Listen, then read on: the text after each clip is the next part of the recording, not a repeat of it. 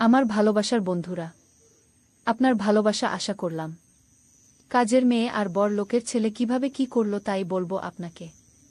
বন্ধুরা, গল্পটি শোনার আগে আপনি যদি আমার চ্যানেলের নতুন দর্শক হয়ে থাকেন তাহলে আমার এই ছোট্ট চ্যানেলটা সাবস্ক্রাইব করে ভিডিওতে একটি লাইক দিয়ে আপনার ভালোবাসা দেখিয়ে দেন।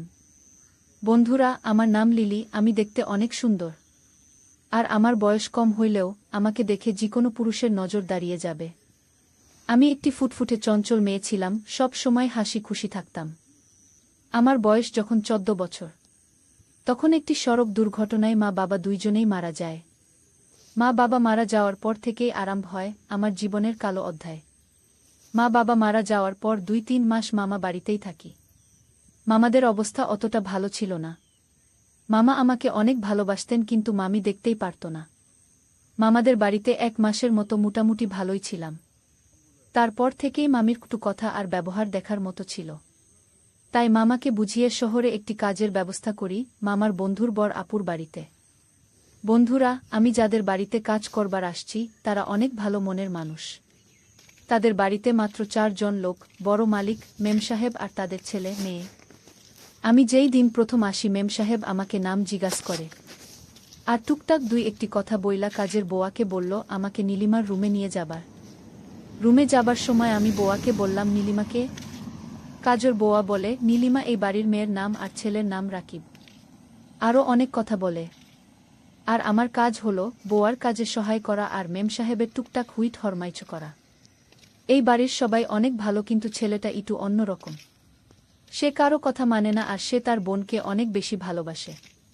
মেয়েটি আমার সম বয়সের আর ছেলেটা 6-7 বছরের বড়।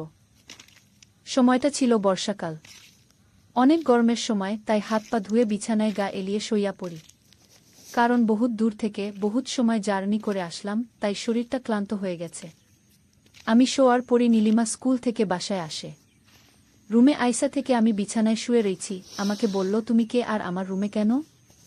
আমি বললাম, আমার নাম লিলি আর আমি আপনাদের বাড়ির নতুন কাজের মেয়ে। এই কথা বলতেই সে বলল, তাহলে শইয়া থাকো। আর সে ফেস হবার জন্য চলিয়া যায়।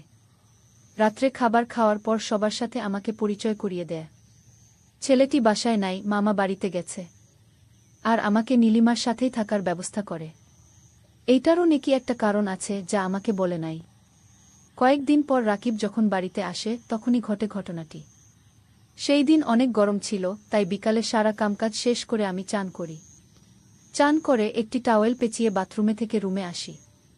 রুমে আসার সময় বাথরুমের দরজার আমার গায়ের টাওয়েলটি ফইসা যায় আর খুলে নিচে পড়ে যায়। আমি কোনো গম পাইনি। তখনই রাকিব রুমে ঢুকে বোনকে ডাকবার জন্য। আর রুমে ঢুইকাই আমাকে দেখে ফেল ফেল করে তাকিয়ে থাকে। আমার সবকিছুই উন্মুক্ত হিসাবে দেখতে থাকে। আমার নতুন গাছে ছোট ছোট সুন্দর ডালিম লাগছে, যা দেখবার মতো। আমার মাঠেও কয়েক মাস আগে বর্ষার বাম পানিয়ে ভিজিয়ে যায়, যার কারণে মাঠে ছোট ছোট ঘাস উঠা শুরু করছে। আমার এই জমিটাই কোনো কৃষকেই এখনো চাষ করে নাই। এইসব কিছু মিলিয়ে এমন একটি পরিবেশ সৃষ্টি হয় যা দেখার মতো। একবার দেখলে দেখতেই মন চাইবে, আর চোখ সরাইতেই পারবে না কেউ। পরে আমাকে বলে, তুমি কে আমি জানি না, শুধু এইটুকুই বলবো, তোমার যা কিছুই ছিল সবই দেখাই দিছ। এখন শুধু আমার কাজ। এই কথা বলিয়া সে আমার কাছে আসতে থাকে। আমি অনুমান করবার পাইছি সে ছোট সাহেব, কিন্তু জীবনে যাকে কোনো দিন দেখি নাই তাকে এরকম সময়ে এই পরিস্থিতিতে কি বলবো আমি বা কি করব কিছুই বুঝতে পারি নাই। এই সময়ে বাড়িতে ও কেউ নাই। নীলিমা ও তার মা বাবা তাদের গ্রামের বাড়িতে গেছে, কয়েকদিন থাকবেন। বাহিরে সিকিউরিটি ঘাট আর ভিতরে সকল সুবিধা আছে, যার কারণে কোনো ডর ভয় নাই। তাই আমাকে রাইখা গেছে বাড়িতে। কে জানতো সে আজকেই বাড়িতে আসবে। আমি অনেকবার না করছি আমাকে নষ্ট না করতে, কিন্তু সে আমার কোনো বাধাই মানেনি। আমি অবশেষে তার কাছে হার মানে লয়ে শুধু এইটুকুই বলি, আমার জায়গাটা অনেক ছোট, তাই দেখে শুনে চাষ করবেন।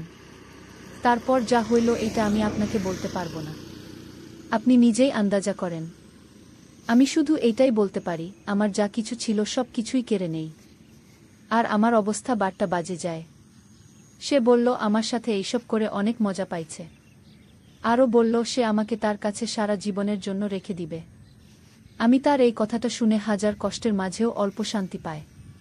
সেই দিন আমাকে কতবার যে আদর করে তার কোনো হিসাব নাই। প্রথমবার কষ্ট হইলেও পরে আমারও ভালোই লাগে। পরের দিন আমি দাঁড়াইতেই পারিনি। সেই অবস্থায় আমাকে টানা 7 দিন আদর করে। পরে তার মা বাবা আসলে আমাকে জুড়ে বলেই বিয়ে করে। এখন আমি তাদের সাথে সুখেই আছি। এই গল্পটা এইভাবেই সমাপ্ত করলাম। বন্ধুরা, গল্পটি কেমন লাগলো কমেন্ট করে বলবেন। আর ভিডিওটি ভালো লাগলে ভিডিওতে লাইক দিয়ে চ্যানেলটা সাবস্ক্রাইব করে দেন।